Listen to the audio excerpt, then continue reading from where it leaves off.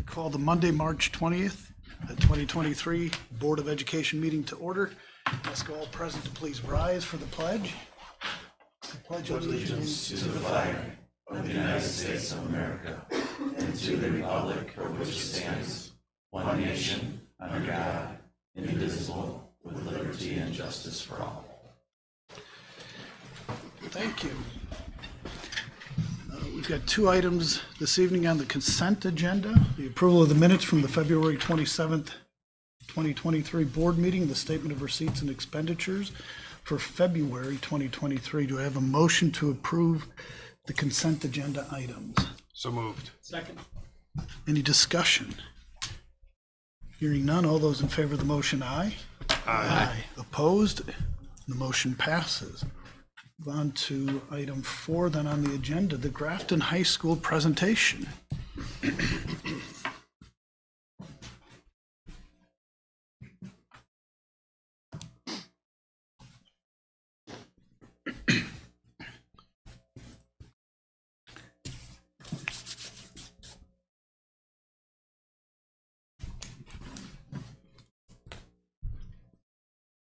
All right, good evening, everyone. It's a pleasure to be in front of you this evening talking a little bit about Grafton High School and some of the great things that we have going on at GHS. I am well aware that you have heard 3 wonderful presentations about the other schools within our district.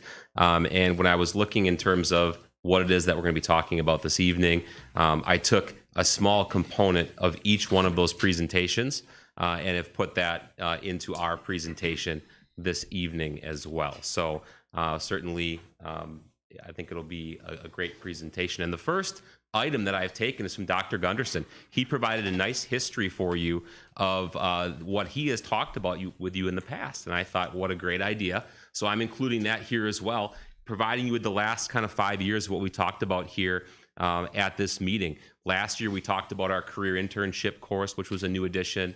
The evolution of our fabrication lab, had a Herb Cole Scholarship winner in front of you last year.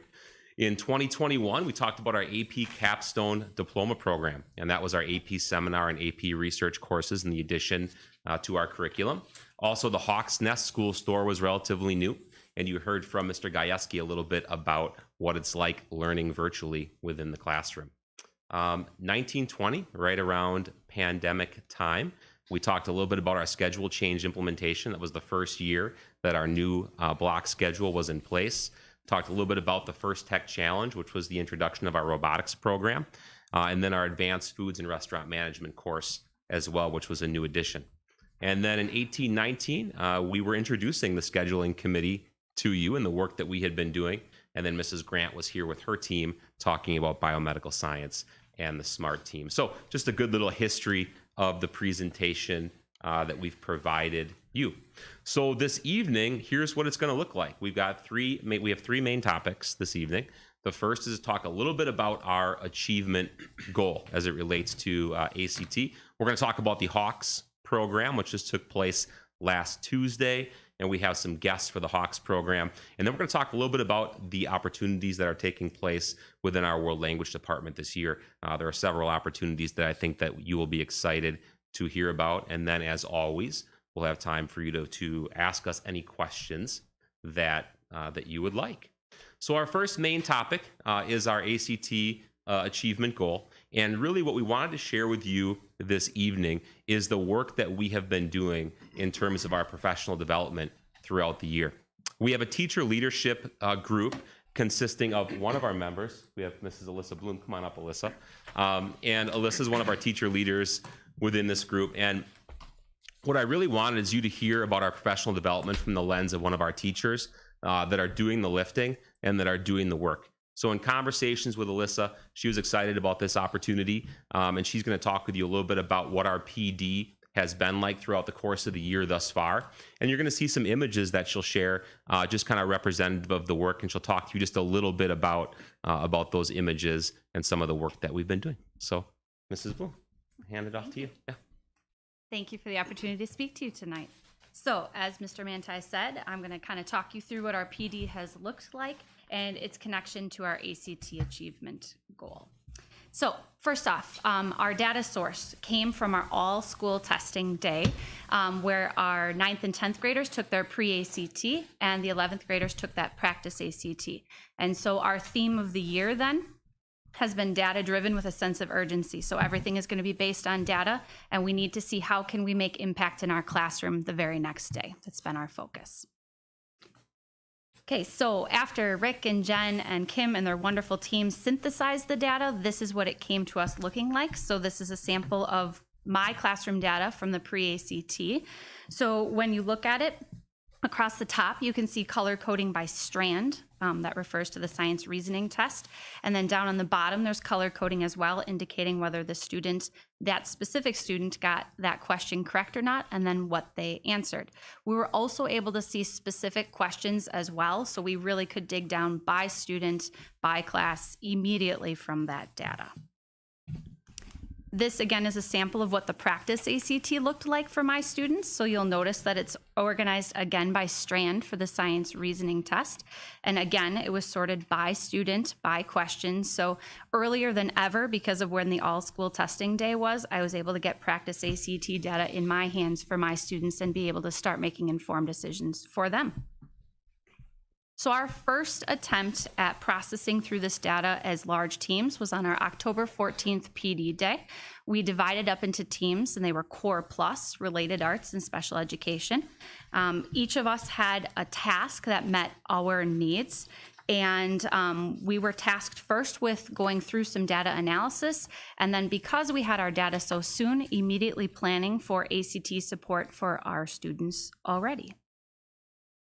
So this is a sample of what it looked like from the Core Plus task. We were tasked with looking at what the lowest scoring questions were for each of our tests, both for the pre-ACT and the practice ACT.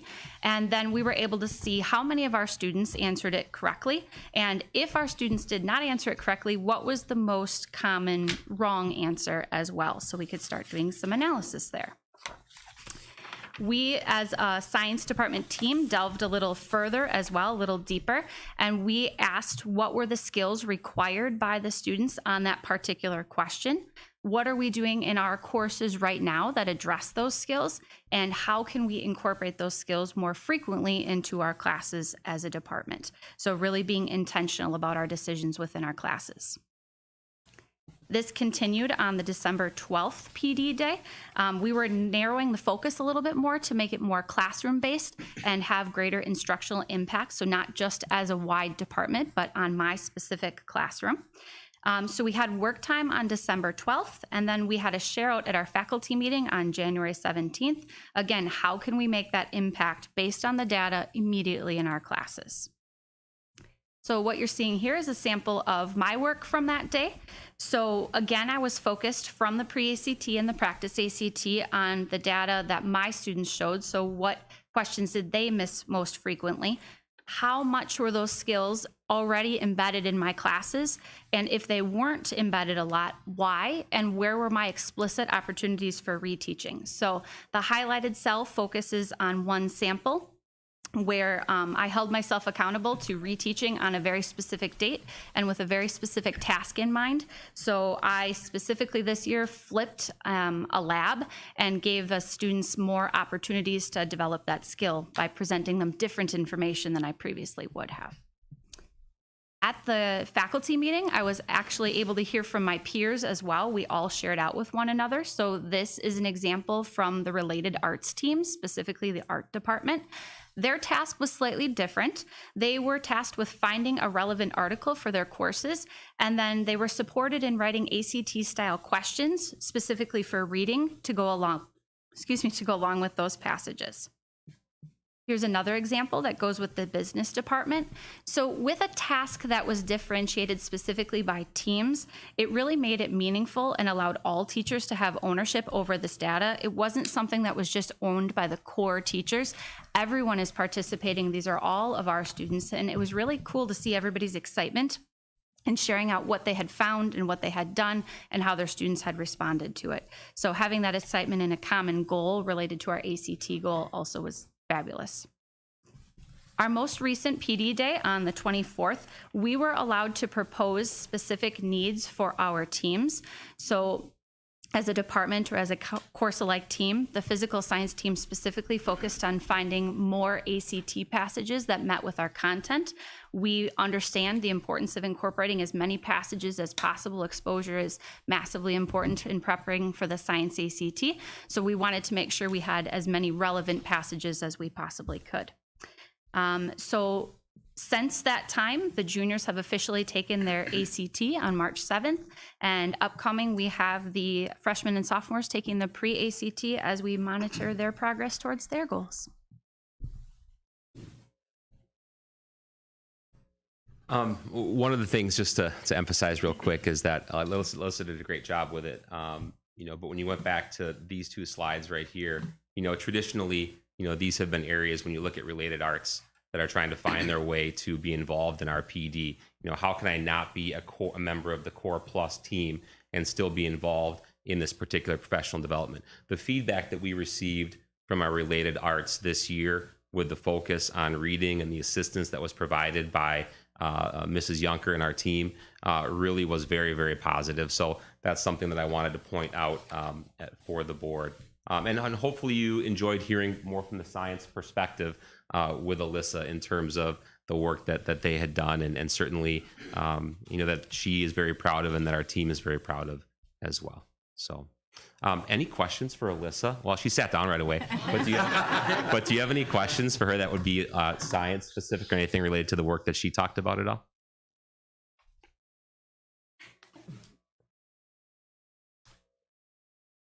How do students respond to what appears to be a very structured method for delivering education? And you use words like excitement on behalf of the teachers and engagement on behalf of the students. So what's the response like? Yeah, I think the biggest success for us in science is making it's integrated, right? So I'm pointing out a topic that I know, like the word negligible. They love to use the word negligible on the ACT science test. So I put it on my labs, I put it on my assessments, and then when they get to it, I'm like, hey, you guys have seen this already, right? I say, hey, look at this graph. This is exactly something like you've seen. I've seen this topic on the ACT 3-4 different times. So it's building up their confidence as they're working, especially the way we start our year in physics with experimental design and graphing. We say that's a huge skill for being successful on the ACT. So it's about integrating it and making it something that's natural. It's not like, oh, just one more thing we're doing. It's look how much you know, look what you can apply. So the more exposure we can get to passages in the more different courses, the better. Like, look, here's a passage for environmental science. This is a topic that if you take this class, you'll be more familiar when you take the ACT. So just making it natural and making it something it's not one more thing. It's just what we do and it's how we prepare you. Thank you. All right. On to our second topic of the evening is our Hawks program. Our Hawks program stands for Hawks Advancing with Knowledge and Self-Determination. And this is our grade point average improvement program. And I'm happy at this point to turn it over to our Hawks advisor, Mr. Greg Johnson, who's going to lead us through this portion of the program. All right. Thank you, Mr. Manti. Thank you as well for having me here tonight to talk a little bit about the Hawks program. So, as Mr. Manti said, that's the wrong way. Sorry, I'm not going to talk about that. There we go. We'll go there. You don't want me talking about science. So, as Mr. Manti said, the Hawks program, it recognizes students who improve their GPA over 2 different time periods. And we're looking at a 0.75 or higher increase in their GPAs. So we started this program 5 years ago, and we just, as Mr. Manti said, we just had this year's program on March 14th at the Ozaki Nonprofit Center. This program is funded and sponsored by Jim and Laura Kazmarek from CAPCO. They saw value in this program, and they offered to provide the funding so we could provide this for our students. So this is this year's picture. We recognize, I believe it was about 32 students and a great picture of them. We had VIP out. They took some great pictures of the event. You can see Mr. Kazmarek in the middle with the students. We've recognized about 185 students over the past 5 years. So it's again, a great recognition. And oftentimes it's students who maybe don't get recognition for other things, but we have a variety of students in the program. We really recognize all learners. We've had students with very high GPAs who increased it even more so. And we've had students who maybe struggled and have lower GPAs and were able to increase it for whatever reasons. So here's some more snapshots from this year's event. A familiar face on the left, Carrie Walls and her son Liam, and then another student and her father, and then Mr. Kazmarek, who gave a inspiring speech to all of us. So you can see on the Hawks logo, it's a little person who's kind of going forward, climbing the stair of books there. So that's what the program is all about. We want students see that there is a reward, whatever that looks like as they increase their GPA. So how do we celebrate these students? As I said, we had it at the Ozaki Nonprofit Center. All the students get a certificate. They get a gift card to a area retailer. Raffle items, all the students have a chance to win a $50 gift card at 5 different places in the area. And then Jim Kazmarek, for the past couple of years, has brought something for students to he brought them a money, basically. And last year he said, I want you to use this $50 to pay it forward. And then the students were asked to share their stories with the counseling team. And then we sent those on to Capco. So it was unbelievable what our students did with that. This year, each of the students got $50 as well. And we never know if he's going to bring this or not, but they all got $50. And he said, do something for yourself. Congratulations, or do something for someone else. I want you to use this money in a meaningful way. And anyone who tells me what they did or emails me, they're going to get a ticket to Summerfest. And then we're going to email all those to Capco, and they're going to pick one, and that person's going to get a front row concert seat at a concert at Summerfest this year. So it's always full of surprises. You never know what the students are going to get. So with that being said, we had an awesome speaker at our event this year, Ella Ray Sperber. Come on up. Ella Ray is going to share her story about her personal academic growth.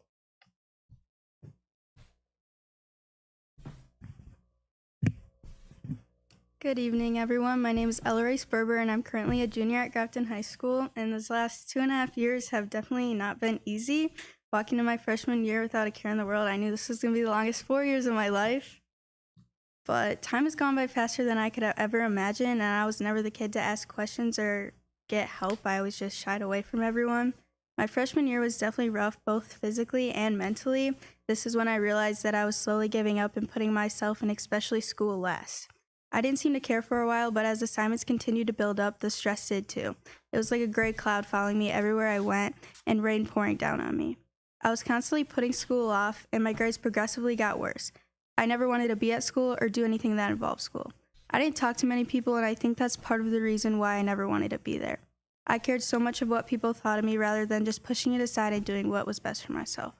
I finally realized that it was getting out of hand and I needed to do something about it rather than just continuously push it away and drag myself down about my grades and performance at school. I learned that trying your best is really a key factor, and it isn't all about just having an A. Once I put my best foot forward and asked questions, raised my hand, took advantage of Black Hawk time to get one-on-one help, my grades slowly went up. Even though it took time, I immediately felt better about myself and noticed happiness slowly start entering my life again. It's okay to ask questions and get help from your teachers and peers. This doesn't make you dumb. In fact, it can only benefit you. As I slowly realized that I'm approaching the end of my high school career, I needed to figure out what I was going to do after all this hard work I had recently done. After a lot of thinking, I decided I wanted to be a vet tech, which has continued to make me work hard every day to keep my grades up and prove not only to myself, but companies and colleges that I'm a hard worker and I deserve everything that I've accomplished and everything that is coming my way in the future. I'm more than certain that everyone else being honored for this program has a story as well, maybe one that's even similar than mine. So I'm very proud of everyone for improving their GPA.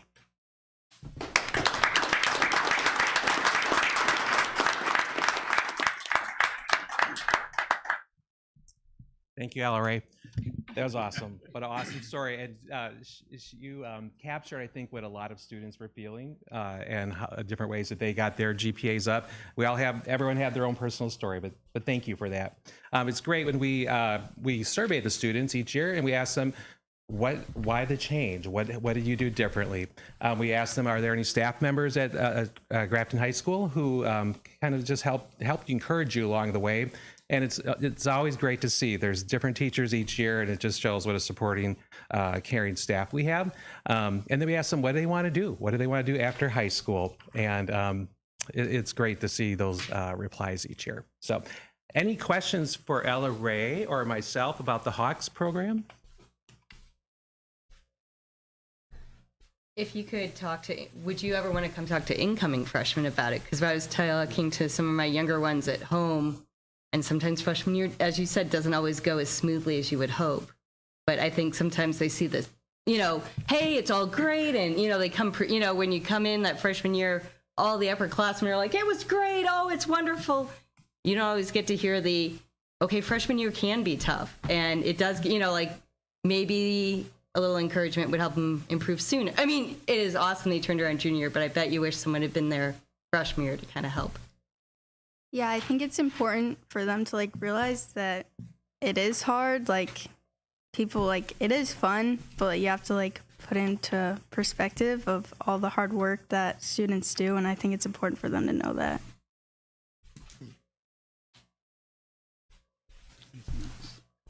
Thank you. Well, thank you. Good job. Okay, and our final portion of our presentation this evening is a little bit about the Grafton High School World Language student opportunities that exist, and in particular have been plentiful throughout the course of the year. So just a brief overview for you, a reminder, languages that we offer here at Grafton High School are Spanish and German. Both of those languages have partnerships with UW Green Bay. It's called the College Credit in High School program, where students can earn up to 14 credits for going through the entire program in Spanish and or German. Over the last 5 years, we've had 126 students take advantage of this in Spanish. We've had 50 students take advantage of this in the German language. In addition to that, we have exchange programs that are established for both languages. The German exchange program has been in place for over 20 years, and the Costa Rican exchange program was just approved by the board in terms of being able to support that program that we brought forward a little bit earlier this year. There's also a Global Scholars Program, which is a DPI program for students meeting certain criteria. There's specific academic extracurricular service curriculum that is globally related to earn a certificate of global competence with that as well. And that's not an easy program to achieve that certificate. So that just gives you a little bit of background information on this program. At this time, I'm excited to bring up Amanda Perrins, a GHS senior. She's going to help me here with numerous things. The first thing she's going to help me out with is pronunciation, because GHS has participated in a successful exchange program with Thomas Morris Gymnasium in Down, Germany. Okay, awesome. For more than 20 years, impacting over 400 students. The cool thing is, this last summer, our GHS students went to Germany, and then in the fall, German students came to visit GHS. So Amanda's going to talk to you about her experience. She's been involved in this experience since 2019, but she's got some great information for you. And we'll get to the right slide. And go ahead. Thank you. Hello, my name is Amanda Perrins, and I'm a senior and a member of the German Exchange Program. This past summer, I had the opportunity to travel to Germany with 7 other students to apply what we have been learning for the past 7 years of German classes at both John Long Middle School and Grafton High School. The purpose of the 20-day trip was to learn about German culture while immersing ourselves in the German language to build on all of the things we had learned in class. My experience in Germany impacted my life in many ways. It was my first experience in another country, and I learned so much about how people outside of the U.S. live their lives and how societies other than the American society I am used to function. While in Germany, I also had the opportunity to stay with a host family and attend a German school. I stayed with Emily Brown, who's up on the screen, the same exchange student I hosted when she visited the U.S. in 2019. I attended TAMG Down, so Thomas Morris Gymnasium, for a total of 10 days of school and was able to observe the differences between American schools and German ones. While attending classes at TAMG, I was able to practice my German and work an internship job at the Förderschule, a special education school in Down. This allowed me to experience what working in another country might be like and got me thinking about opportunities abroad rather than just in the US. As I'm planning on going into a career as a teacher, this internship has made me look forward to my future and gave me an idea of what an educator normally does. The German classes in the Grafton School District greatly support the ability of the students to flourish in other countries such as Austria, Switzerland, and of course, Germany. This trip has affected my life in ways I could never have imagined by helping me gain new friendships, new ideals, and more knowledge of other cultures. Without this experience, I may not have been so interested in education, and I would not have appreciated German culture as much as I do now. So, thank you.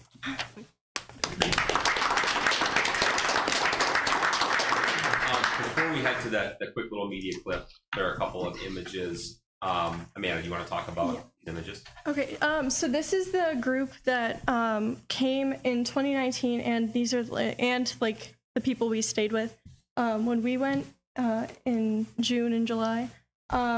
Some of the Grafton High School students had to stay with new partners. Since our trip was pushed back, some of our students graduated, so we just had to meet new people, which was great anyway. So, in this photo, we went on a tour of Trier in Germany with all of our host students and some other students that are involved in the exchange as well. Yeah, it was a really fun trip. They taught us all about Trier and everything. So. Yeah, and then this is the group that is the newest.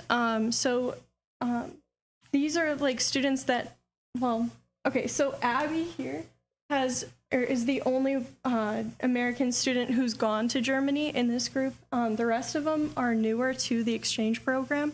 And most of them, I think, are planning on going during the next trip. Sorry. That's great. So our students there in the summer, German students here in the fall, and then there was a quick little news clip that I think that one of the local outlets did. It's just 2 minutes. A foreign exchange program comes to an end, but of course the memories that were made will live on. Stephanie Rodriguez is in Grafton with a look at how one high school is crossing cultures and creating bonds. It was a tearful goodbye to Grafton High School as German exchange students bid adieu to their host families and friends.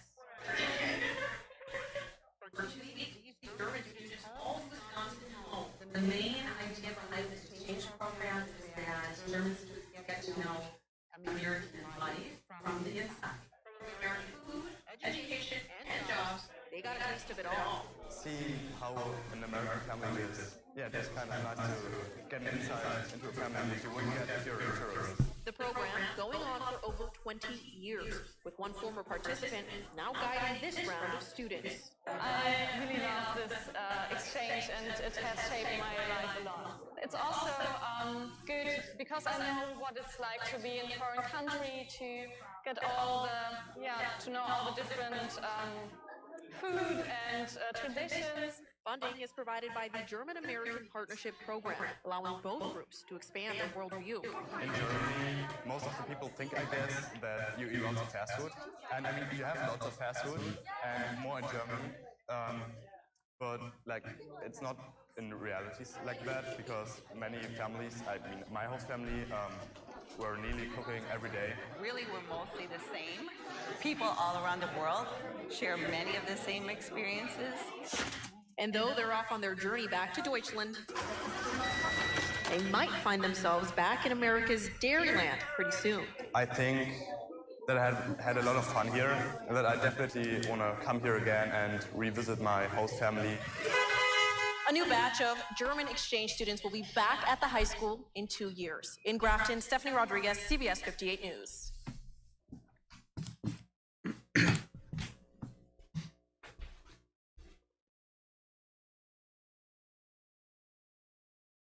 All right. So as I mentioned before as well, we recently established the Costa Rican exchange program. In the winter of 2023, we just had Costa Rican students here at GHS. In the summer of 2023, we will have students visiting Costa Rica. Just a couple of images from that as we're just getting started. This was the Costa Rican exchange students outside Kellner Field. And this was them. They did a little photo shoot with some of the football pads and jerseys and stuff. So this was them there, and then a couple of our family welcoming some of the students as well. So lots to go there. As you can see, the German one's been in place for over 20 years, which is super cool. And now we're getting this one established as well. So that's the last portion of that. Any questions at all for Amanda regarding the exchange program or anything else? Where do you plan on going to school next year? I'm planning on going to UW Green Bay. Okay. And what type of, you mentioned education. Is there a certain field you're looking for? I'm planning on majoring in history and minoring in education. So going into secondary schools. Excellent. Yeah, Much thank you. appreciated.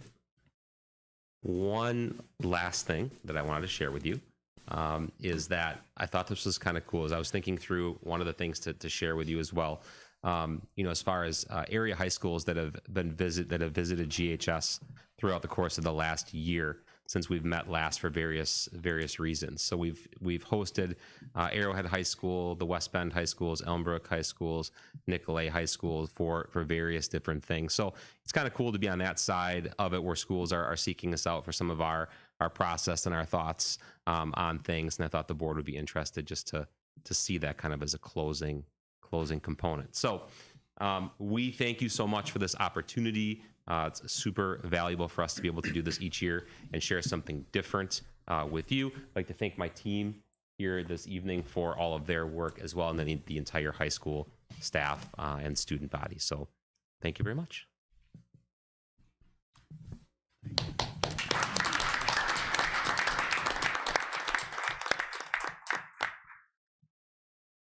Questions for Scott before he runs away? Sorry. Any thoughts or comments? Again, I mean, the high school does not disappoint, as all other buildings certainly did not. It's difficult when you get to this level, in my mind. This is where the rubber hits the road. I mean, the technical aspects of learning and growing. Ella, your story, phenomenal. And the growth that you talk about. But just the key word, data-driven with a sense of urgency, intentional about our actions and our decisions. Why? Our why? Opportunities for reteaching and continuous improvement mindset. You all touched on that continuous improvement mindset and accountability, not just at the educator level, but at the individual student level, to take charge. And I'm looking at, we've got this on the agenda, what is it, the readiness program, as you're embarking on some training in the coming weeks here. Yes. But, to Redefining ready. yes, to the ability to effectively navigate the world, the ability to prepare and maintain a personal plan for goal attainment. I mean, everything that I heard tonight from the students and from the staff, and Scott, you're rolling it as well, it just puts us in a great position. And again, just a tremendous presentation and a good insight as to what happens on a day-to-day basis and how we deliver and how we receive education. I can't thank you enough for all of the efforts and the work. Thank you. Appreciate it. Thanks. Since they all have homework to do or lesson planning to do, I think we will dismiss them. Thanks, you guys. Great job. Echo everything Mr. Lorgy said. I was a little nervous. Mr. Manti said he was going to combine all four, the other three elements. That he was thinking he was going to take their 30 minutes and combine them. But I was happy that he went in a different direction. So great job. It is a little pressure to go at the end when we've had some really great presentations, and the high school did a great job there. Just a couple of reminders. District spring break is March 27th to 31st. So I think it's the first day of spring, and I'm starting to look ahead to spring break next Monday. great seeing a lot of our student athletes outside today. Even some Phi Ed classes go outside on the field. It's amazing what 40 degrees feels warm. And so they were out on the field and the turf being used. I sent a picture to the board because you saw baseball and softball using it right away. And I walked out there before the board meeting. You saw baseball doing long toss. You had soccer out there, track athletes running out there. So great to see our student athletes being able to use that turf. And even with snow on the ground, they're able to be able to get on the track and on the turf, which is great to see. School board election, important date, Tuesday, April 4th. 4 candidates running for our 3 open seats on the board. We do have profiles of the candidates posted on the district website, so I'd encourage everyone to read those profiles and get out and vote. And then I've asked Mr. Moore to come up and talk about some of our students, both in the musical area and in our athletic areas and in the academic areas that they've been recognized recently. Good evening. Always a pleasure to come up and talk about and share all the great news that's happening in our extracurriculars. 20 vocal events and three instrumental events qualify for state solo and ensemble competition that will be held at UW-Milwaukee on April 29th. Congratulations to the following students from John Long, Zachary Bigler, and Francisco Grasso. From GHS, Abigail Bigler, Zachary Bigler, Ty Brennan, Robert Danner, Jacob Dempsey, Jocelyn Durst, Piper Flagg, Gio Fuentes, Francisco Grasso, Bella Goodwin, Lacey Greikar, Amanda Henneke, Madison Johnson-Haas, Caleb Kempfer, Caitlin Kennedy, Anna Kroll, Rachel LaPera, Ryden Lidke, Maya Lenning, Izzy Lubick, Nina Massey, Shane McAllister, Nathan Mitchell, Colton Nash, Remy Wynn, Jacob Olson, Amanda Perrins, Liam Rao, Brogan Ringgold, Liesl Schilling, Sophie Schrader, Jordan Thiel, Andrew Wheeler, and Alan Z. On the athletic side, a lot to be excited about from this past winter. Congratulations to these GHS athletes for their accomplishments in the winter sports season. Start with girls basketball, where the girls were regional champions, first since 2009. Sarah Alekanovich earned second team, Savannah James third team, and Gracie McNabb was honorable mention all conference. WBCA academic all-state honorees included Sarah Alekanovich, Kira Bryan, Kendall Conrad, Natalie Ernst, Josie Gerke, Caitlin Mangan, Natalie Manuel, Gracie McNabb, Amber Radke, Allison Wieselman, and Grace Wieselman. And then also recently, Sarah Alekanovich and Savannah James were named to the WBCA honorable mention all-state team. On the boys' side, Michael McNabb was first team and Juan Guerrero Hernandez second team all-conference honorees in North Shore Conference basketball. Academic all-state honorees included Bennett Hildebrand, Tommy Lutz, Jack Marty, Michael McNabb, Jaden Teagues, and Clayton Wizardi. Michael McNabb and Juan Guerrero Hernandez were also named WBCA Honorable Mention All-State. That was just announced actually this afternoon. Boys swim state qualifiers included Todd O'Connor in the 50 freestyle and the 100 freestyle. The 200 freestyle relay team of Todd O'Connor, Ian Mitchell, Chase Mueller, and Luca Nicolai. And the 400 freestyle relay team that included Charlie Rose, Luca Nicolai, actually, Gabe Salko, who's our student assistant on the board back here, was a swim state qualifier, and Todd O'Connor as well, rounding out that relay team. In gymnastics, Elena Jarmus qualified for state gymnastics in 3 events on the bars, the floor, and the all-around competition. In wrestling, Nathan Krause was regional champion and a state qualifier. And then also Audrey Hansen and Ellie Federal were the first GHS girls to qualify for state girls wrestling in school history, which is super exciting. And then also the boys hockey co-op, the Ice Bears team, were crowned North Shore Conference champions this past year.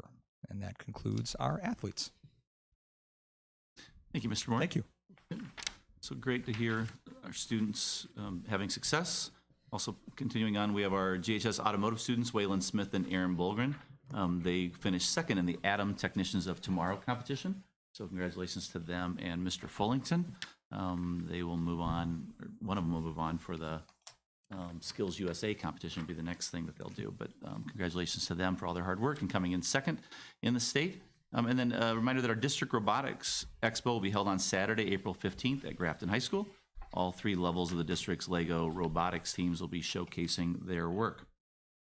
And then our strategic planning update. So we had a focus group meeting on February 28th, and we had 49 people that came from the community, other parents. We had some students, and Mark Hansen, who's superintendent of Elmbrook, who's been our advisor for this, led the sessions for us. So we spent about a little less than 2 hours together. We had a slideshow, which we've attached to our presentation tonight. So if people want to look at that slideshow, all the slides that we showed are attached to tonight's agenda. We're not going to go through them again, but they are there for everyone to look at. So we did review our academic and marketing changes in the district over the past 10 years. We've reviewed enrollment trends, our referendum updates, district-wide 20-year CAP plan, so the financial pieces, and we reviewed our survey data from November of 2022, and we had almost 1,300 surveys received, so from students, staff, parents, and the community. So then we spent time at the end getting direction from that group, and all of you were there and came to consensus of 6 different areas that came out at the end of the evening. And those are engagement. So we talked about community, parent, student, looked at facilities, space issues being one of those. That was a big concern that people had brought forward there. Mental health, dealing with peer relationships, sense of belonging. We've talked about it from a student perspective, also talked about it from a staff perspective. So adult and student mental health. Student achievement. So we also talked about, so not only ACT scores like we heard tonight, but also soft skills, being a good citizen. We talked about being college, career, and life ready. Some of those pieces that came out there. Talent acquisition plan. I think some of us got a little stuck on the acquisition piece, but it was more of a talent plan, but also including staff retention. So we talk about attracting high quality talent, but we also talk about retaining high quality talent. You know, Alyssa Bloom being an example of that. Mr. Johnson being an example of that. Someone's coming, bless you, and then staying. And then looking at how is our professional development. You heard an aspect of that tonight, but how does that help our teachers or our staff overall, not just teaching staff, but all staff stay in our district and be happy here and continue working with our students. And then technology. We looked a little at like what are the things that our current seniors, you know, they grew up, Facebook was just started. So what have they done the last 18 years? How much has technology changed? You didn't have the iPhone, you didn't have Google Calendar, you didn't have all these different things. Well, technology's changed a lot. However, it's also ever present. So how do we also teach a balance of screen time concerns? How do we help parents, right? That's a parenting piece. We have them for 8 hours during the day. The rest of the time they aren't with us. So how do we help them? And then how do we help students with the proper use of technology? So whether it is social media use, understanding that they have this digital footprint that none of us had, right? Things that we might have thought or said in high school, things that they've thought and said they'll have posted, and someone may be able to find that 30 years from now. And so how are we helping them be mindful of that, and as their brains are developing to still make good choices? So great discussion. There's your synopsis of what we had in about a 2-hour time period of those areas for focus.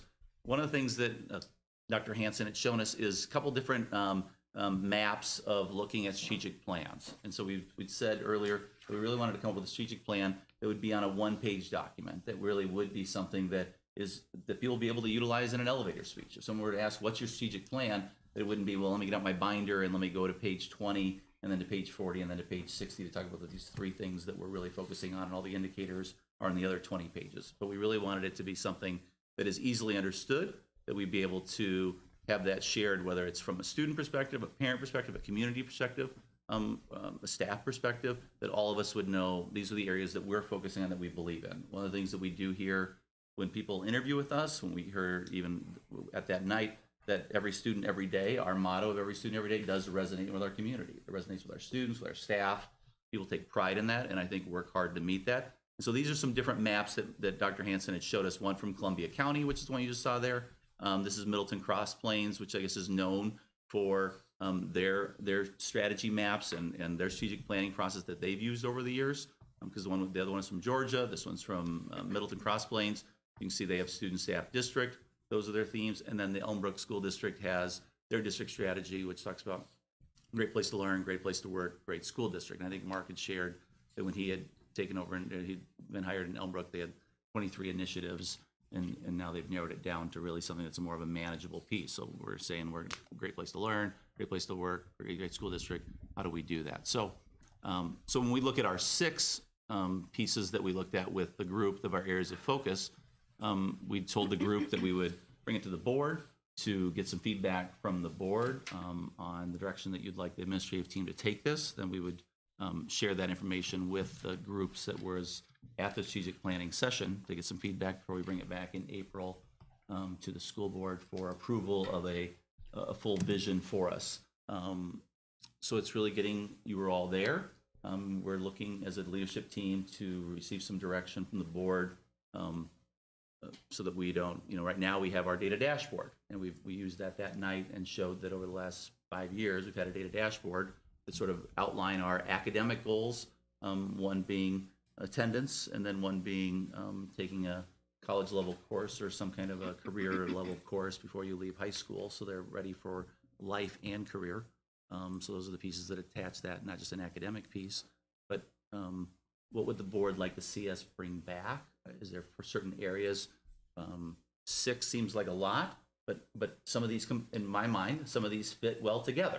We did say to the group that these 6 were the main focuses that we would bring back, and we could do that. That would make it manageable. But see a lot of these, you'll have to see 3 or 4 different pillars or buckets, whatever you would say. And so looking for some feedback from the board and some guidance to allow our leadership team to bring something back next month.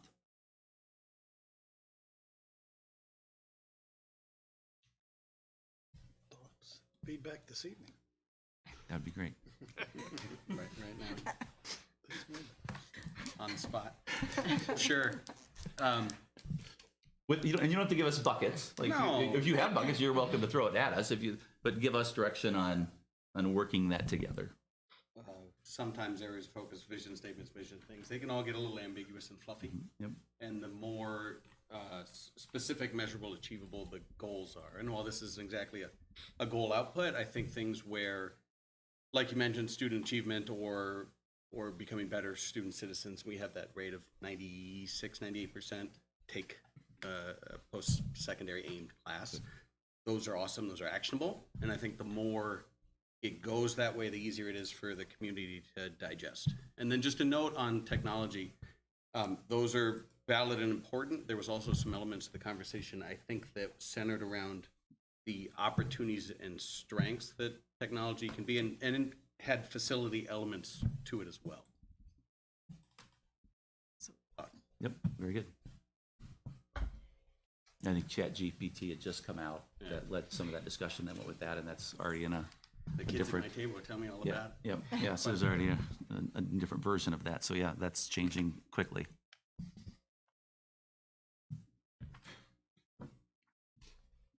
Are some of these able to be combined, that there's not 6, but they can be, I mean, there's important aspects of all of them. When you look at the student achievement, obviously there's the soft skill part of it, but there's the mental health part of student achievement. I mean, so is there a way to combine the critical parts of each of those, but not have 6 categories? Or Yeah, I think different so. headers, kind of like the way Elmbrook has it. I mean, it's 3 buckets. Yep. But it's the key points of a lot of things that are in there into those buckets. It's almost, yeah, and because you could easily have that still be an indicator and tracking it with a smart ball. Yes. Like you could be looking at that, which would give some, we talked about the mental health and the sense of belonging. I think some of the students are talking about getting more student input, right? I mean, but that's an easily, we talked about that. That's something we could do. You could survey students at the beginning of the year, survey students at the end of the year. Is there growth that's occurred? Like, what are the pieces that we're looking for? One of the survey questions talks about having a positive relationship with an adult in the building, right? And we were wondering, is that broken down by middle, high school, elementary? What does that look like? It was 4th through 12th graders that took the survey, but it'd be easy to establish some goals off of that. Mm-hmm. But I mean, even as you look at the the mental health and peer relations, and then you go down to the technology, it's the screen time. You can eliminate that, and you get there's a advantage of giving up something and gaining something, and that's the point. Yeah, I guess I look at some of that too when I look at maybe facilities and technology and how much of a strategic plan do we have to have around that. I mean, I think there's some facility issues maybe now, and we have talked about obviously with the Enhancing the Future project, we did a lot of that way. But how much of a strategical plan do we need to have around that? I mean, I think we're thinking about it. Jamie's up on that. We got the 20-year capital improvement plan. I mean, so I think we've got a pretty good plan on the facilities, and maybe there are some things in the near term, but 5 years from now, are there big ticket items? Technology, again, we're 1-to-1. That was a good decision years ago. What's the next thing? I don't know, but I think we'll have to keep up on it. So, yeah, struggling with those two maybe being part of a strategical plan.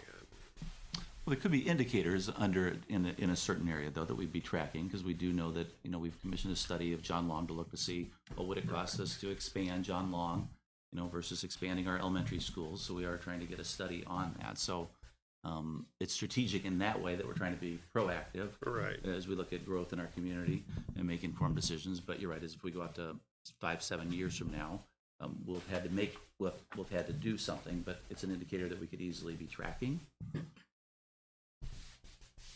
I was looking at, for engagement, you could also put the talent acquisition plan under that, because engaging community, parents, students, staff.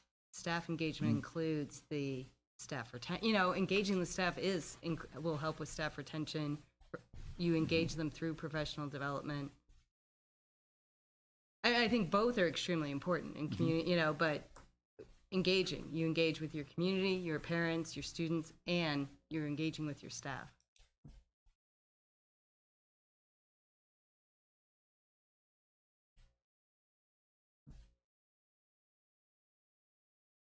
And you could have indicators for each, how you're engaging with them. Yep, totally.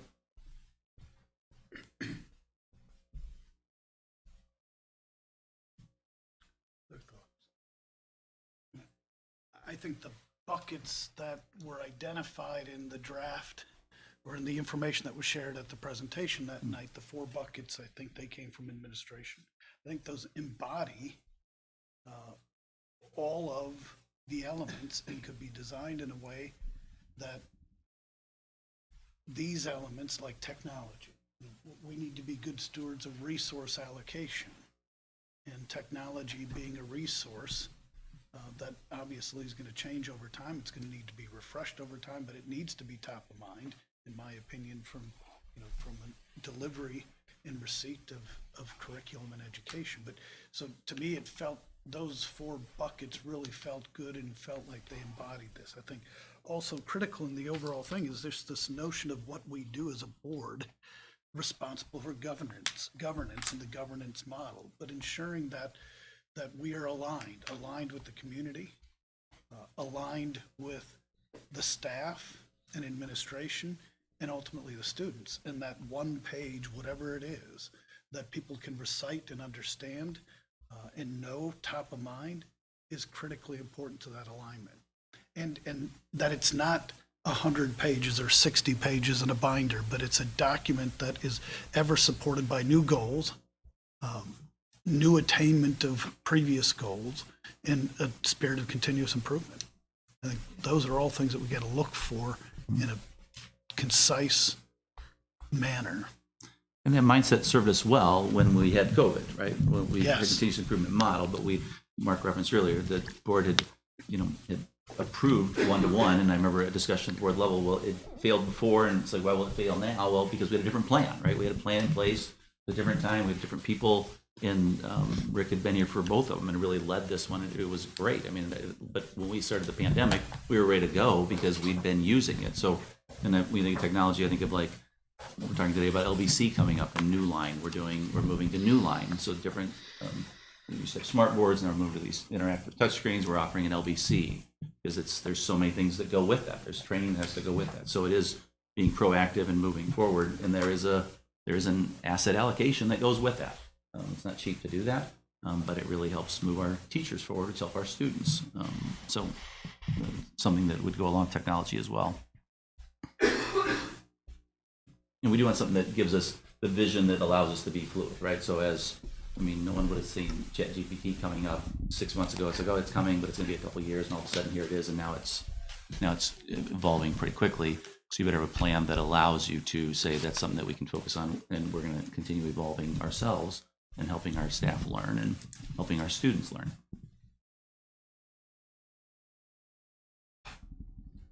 So I'm hearing a consensus of some type of one-page visual would be what we're looking for, and then from there, and we'll encompass these pieces in there. From there, we'd have a lot of indicators. We're still going to track, staff. We right now we track that we get up 90% more of our staff for retention. We currently track our student attendance, and no one made a big deal of that because our attendance is really good, 96%. Like But if it was struggling, then we'd see that as being an issue. There's still going to be indicators that we're going to continue tracking, but this will help us sort of get an area of focus, which we'll bring back to the board in April then. And as a reminder, we did move our board meeting a week earlier because of the Redefining Ready site visit that we're going to Iowa to see a college community school district. Mr. Manti, Dr. McMahon, and Mr. Weiss and I are going to be driving there on that Sunday and coming back on Tuesday. So we did move our board meeting a week earlier in April. I think it's the 17th. 17th, correct? Yeah, it's April 17th. And with that, that concludes my report. Thank you, Jeff. Any questions? All right, then let's move on to item C, public comment. Any public comment this evening?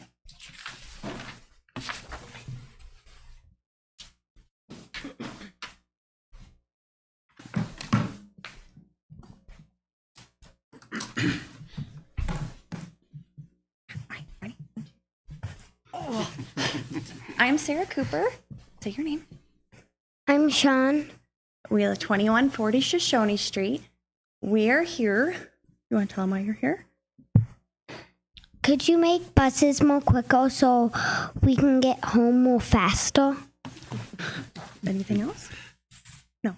So to elaborate a bit on that, I just put it together a few days ago that he spends probably an extra hour at school getting and going because of busing. So he leaves the house with his sister. We're on the bus at 7:50. School bell doesn't ring till 8:20. Second bell is 8:25. He is not getting home till 4 o'clock. We're out of school at 3:20. And during that time, what do you do? You're not on the bus the whole time. What do you do in the classroom? Watch a show. So he sits and watches a show until the buses come. And as a parent, it gets frustrating because I can be at the school, pick up my kids, and I am home before the buses are even at the school. So I'm fortunate enough to be a parent that I can get my kids, get them home, and we can start our afternoon at 3:30. There's people in my neighborhood, they can't do that. They're not getting home till 4, and we have activities. They start at 4:30, 5 o'clock. We have such limited time for play or doing work or doing homework that I can't understand why these kids have to sit at school for 15, 20 extra minutes. And the ones who are there know that their friends are gone. The kids in the neighborhood see on the days I pick them up, they're already out playing at the playground. They're already having fun, but their parents can't come and get them.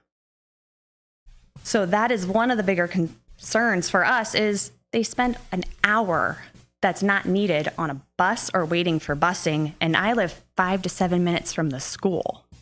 The other thing that's a big concern is safety. My daughter came off the bus today and said, "Mommy, I'm so sorry, we're late." I said, "What do you mean you're late?" She goes, "Oh, our bus pulled over because a girl wouldn't get off of it, and they threatened to call the police." And I didn't know what to tell her. She's 7, he's 6, and they're hearing these 5th graders, 4th graders acting up so much. And the thing is, they'll be on it again tomorrow. It makes me not want them to ride the bus because I don't know what's going on. There are tons of kids, but to hear that a kid is acting up that badly, that the bus is pulled over, they're not going to get home any sooner, and then just adding, they heard it, they're going to call the police to get her off. It's just not that safe environment as a parent I want them in. So then I'm now even more torn. Do I keep them on a bus? Do I pick them up? It's like a no-win situation because I want to use what's offered to us is this busing system. And I feel like there's so much going against it of he just wants to get home. I just want him to be home safe. So that is all we had to come to say today. Yeah, anything else? Nope. So thank you for your time. Thank you. Thanks, Sarah.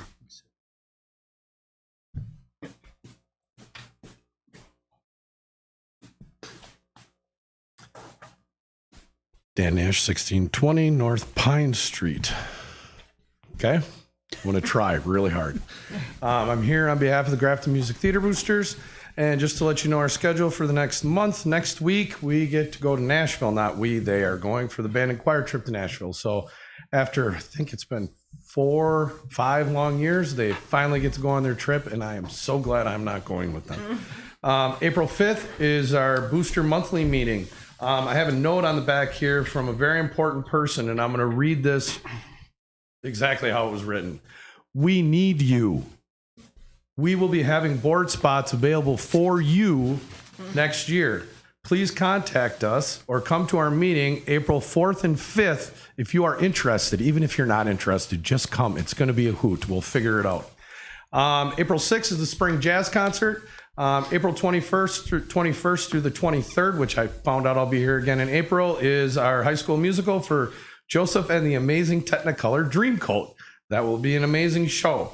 And lastly, on behalf of that, we had our Chili Day last Saturday. It went phenomenal. I'd like to thank Sendex and Kids Dentist, but more importantly, I would like to thank my board, who are the biggest group of amazing people I've ever met in my life. They did a phenomenal job. I would like to thank all of your support. I love to thank the community support, and it's been our best Chili Day to date. Music in the School Chili Day. And of course, with all the staff that you have, all the music teachers, I'd like to say a very special thank you to Mr. Brett Dimmer. This is his vision. He brought it back. He organizes the whole thing for us, and he works with us. He could have just said, Chili Day, do your own thing, but we want to partner together. So that's a great thing. And then, I got a minute left. Is this your last meeting? It is not. Oh, next month? All right. Okay, then I'll be back next month, so I'll save you all my speech. All right.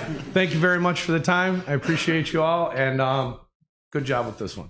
All right. As always, Mr. Nash, thank you for your comments. Not a problem. And Alyssa Bloom, you are 100% right.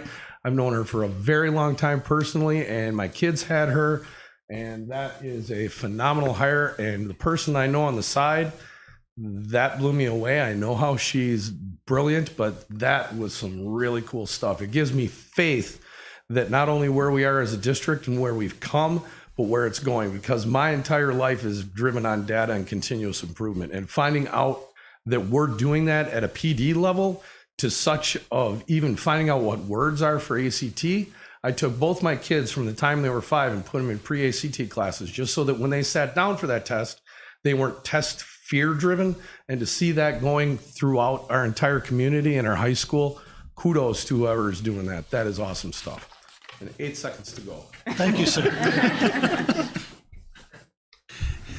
Any other comments this evening? Let's move on to committee reports. The Finance Committee met on March 13th. Mark. Yes, we met a week ago. We had 4 agenda items. First was really the fitness center funding and looking at ways to fund the replacement of equipment. It was a great investment years ago when we remodeled and did the renovations here, but we got to look for some ways to keep it running. So we talked about some different funding mechanisms there. We also discussed the collective bargaining agreement and kicking that off, and we're going into closed session for compensation this evening. We also talked about personnel adjustments and really how the trends in enrollment have an impact, obviously, on teacher level staffing. And we had years of declining enrollment, and hence teacher levels went down, and now we're on the upswing with enrollment and more staff also. And lastly, we talked about the shared cost strategy and how we're handling that in relation to the state aid. Thank you, Mark. Any questions?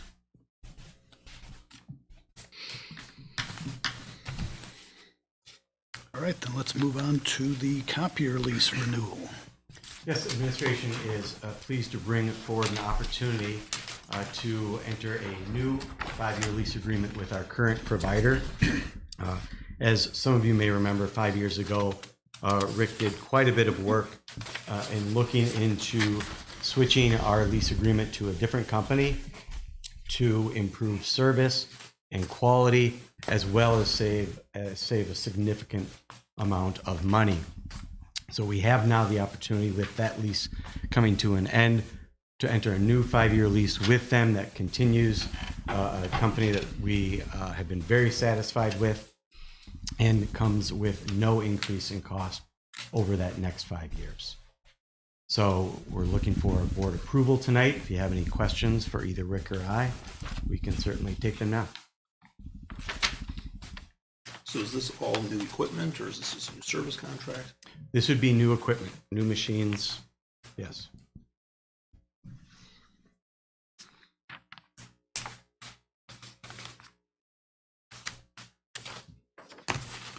And then if we did have issues, I mean, they were responsive with repairs and. Yes, we were very happy with their responsiveness. We were happy.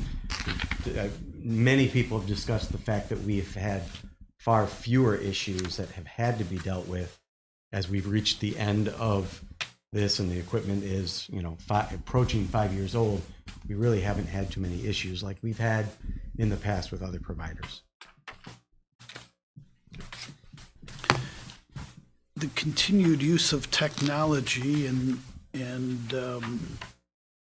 online texts and all the rest, is it resulting in reduction in copies or increase? Hadn't thought about it. Rick would probably agree with this. He can say no if not. But the big piece is the controls that were put in place when we entered this agreement to try and control the costly copies that we have. And that's where we've seen a reduction in the controls that were put in place. We do like to discuss that sometimes about whether we're bringing color copies to meetings and such.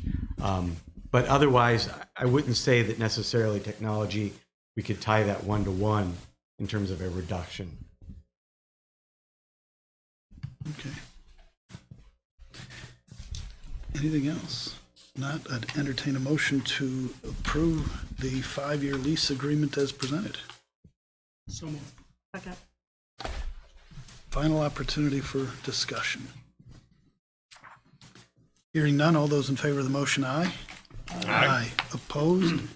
And the motion passes. Thank you. Item F, the gift reports. This is 2 gift reports that we'd asked for board approval. One from Gauthier Biomedical, with Mike Gauthier as the contact person for GHS First Tech Robotics. They have a $250 monetary donation, restricted gift for robotics. And then we also have Kettle Moraine Appliance and Sleep Center with Steve Granger as the contact person. They have donated, we were in need of electric dryer for our ID students. So as they're doing life skills, our dryer had gone out, and they had stepped forward to say they would donate a brand new Samsung electric dryer with flex dry in a value of $1,800. So that's going to our ID program. So it helped us we had to buy something, and they stepped forward to donate that to us. So appreciate them coming forward from Kettle Moraine Appliance and Sleep Center. That's it. Entertain a motion to approve the gifts as presented. So moved. Second. Any discussion? Hearing none, all those in favor of the motion, aye. Aye. Opposed? And the motion passes with our many thanks to both of the donors for their contributions. All right, that brings us to item 5, adjournment. The Board of Education will convene into closed session to consider 1, preliminary notice of non-renewal of teaching contracts, and 2, teacher compensation. This is in accordance with Wisconsin State Statutes 19.85, Section 1, subsection C. Do I have a motion to adjourn into closed? So, second. Take a voice vote. Blair, how do you vote? Yes. Yes. Yes. Yes. Yes. Yes. And yes, we are in closed. Thank you. Thank you.